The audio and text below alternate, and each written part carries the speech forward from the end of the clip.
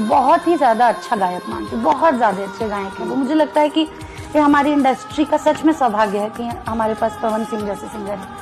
जी हाँ दोस्तों, power star Pawan Singh के बारे में अमरपाली दुबे ने कह दिए कि खेसारी से अच्छा गाते हैं पवन जी। कहीं ना कहीं बात कर लें, पावर स्टार पवन सिंह जी जैसे भोजपुरी इंडस्ट्री में सौभाग्य से कोई सिंगर मिलता है। कहीं ना कहीं इनका वीडियो काफ़ी वायरल हो रहा है। एक इंटरव्यू के दौरान बोले कि पवन सिंह जैसा सिंगर भोजपुरी इंडस्ट्री में नहीं है। उनका गाना अगर आप सुन लीजिएगा तो आपका दिमाग का टेंशन आधा खत्म हो जाएगा। जी हाँ, कहीं ना कहीं इनका बात कहना सही है। और खेसारी लाल यादव के बारे में ऐसे क्यों बोले कि खेसारी जी अच्छे नहीं गाते हैं? कहीं ना कहीं खेसारी लाल यादव की आवाज़ में वो वाला जादू नहीं है क्या जो सरस्वती पावर स्टार पवन सिंह के आवाज़ में बसता है, वो खेसारी लाल यादव के आवाज़ में नहीं है क्या?